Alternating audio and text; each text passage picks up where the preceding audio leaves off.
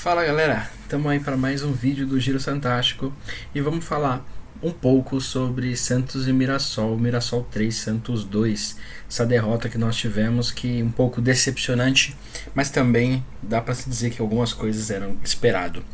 Tentar não agir com a emoção, é até difícil fazer esse vídeo, porque como torcedor a gente acaba cedendo às vezes a emoção, tanto de uma vitória quanto de uma derrota. Mas eu vou tentar ser o mais coerente possível, inclusive ao falar das escolhas do Carille. Confesso que quando eu vi a escalação do Santos para hoje, né, o time que o Santos ia jogar, eu até achei interessante. Percebemos que o Carille estava saindo da zona de conforto, estava tentando fazer algo diferente.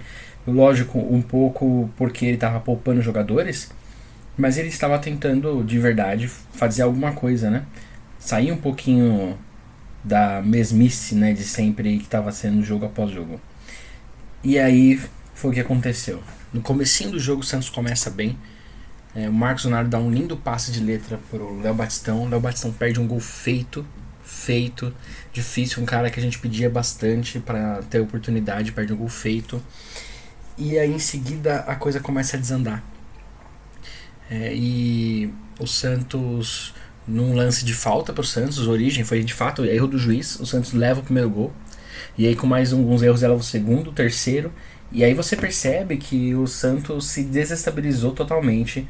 E assim, aconteceu que nesse ponto foi terrível pro Santos.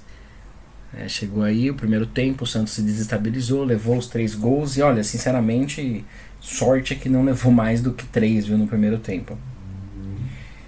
E acabou, né, até com resultado um tabu. O Mirassol nunca tinha vencido o Santos.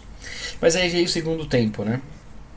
Veio o segundo tempo, sai Vinícius Balieiro, Felipe Jonathan e também o Léo Batistão. Entra Lucas Braga, Sandri e Camacho.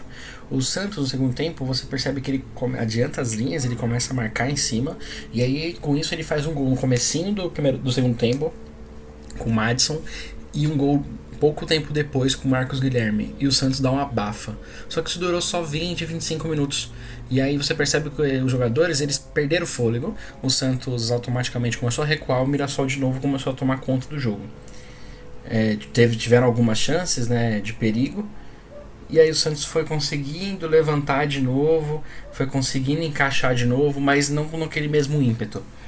No final do jogo, aí teve um absurdo, né? Que são coisas que a gente olha assim, e é por isso que fala, jogador ruim é bom não ter, porque quando tem, um dia ou outro ele vai acabar entrando.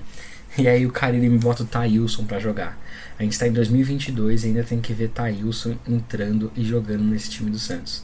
Olha, foi no mínimo difícil, né? Pra não falar outra coisa, essa chance aí que nós tivemos de ver o Thailson entrando.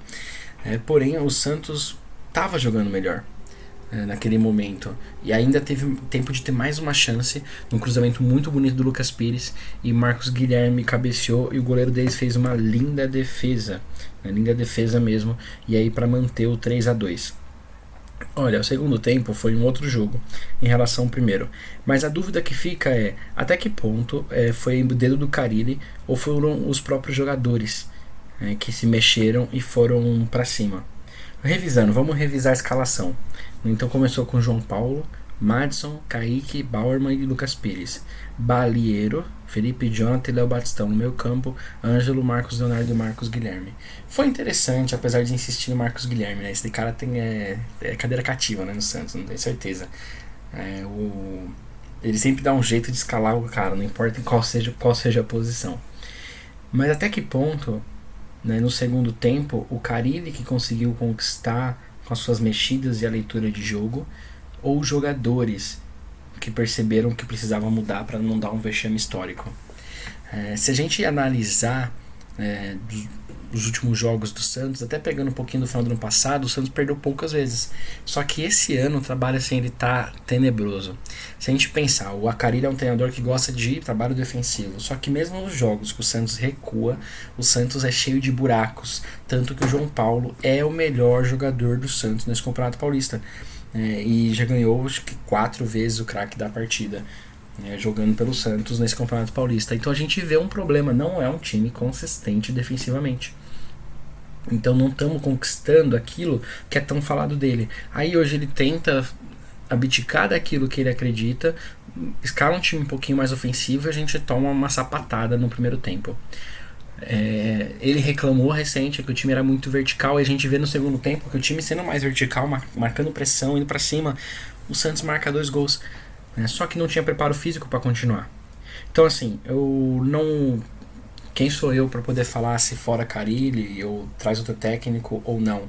Mas o que eu posso pensar é que tem que ser no mínimo analisado, conversado e revisto aí quais são os passos para melhorar a situação do Santos. Tem bons nomes, dá até dó ver eles jogarem em jogos que o Santos joga tão mal, como o Marcos Leonardo, o Ângelo, Lucas Braga, que pode não ser um craque, mas é um jogador que se doa muito em campo. Em um vídeo atrás eu falei que não sabia muitos nomes, né, para poder substituir o Carille. De fato, brasileiros eu ainda não sei muitos nomes, eu acho que os melhores estão empregados. Só que se a gente pegar e sair um pouquinho da caixinha, ir um pouquinho para fora, a gente tem o Crespo, que apesar de ter sido mandado embora de São Paulo, ganhou um campeonato lá e os números não são tão ruins. Nós temos o BKSS, temos o Heinz também, que são treinadores mais do estilo do Sampaoli. Então assim, opção até que tem, se pensar um pouco fora da caixinha. E ainda bem que o Roger Machado está trabalhando. Porque olha, se o Roger Machado não estivesse trabalhando, ia ser um trabalhão, porque provavelmente, caso o Carille fosse mandado embora, o Santos ia atrás desse cara. E eu também não creio que ele é o técnico pro Santos.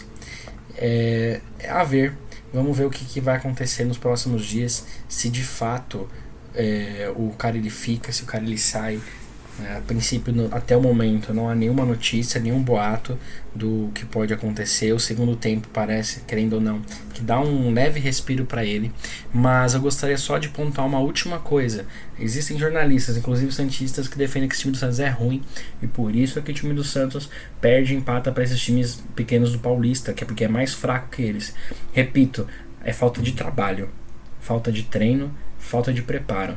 Porque o Santos não é pior, o time do Santos não é pior que Inter de Limeira, São Bernardo, que Mirassol. Não é pior que esses times, que Guarani, que apesar que a gente ter ganho, fomos amassados.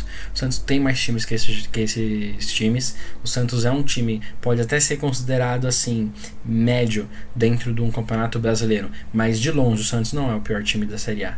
Mas falta trabalho. Agora o que nós fazemos? A gente espera com o Carille?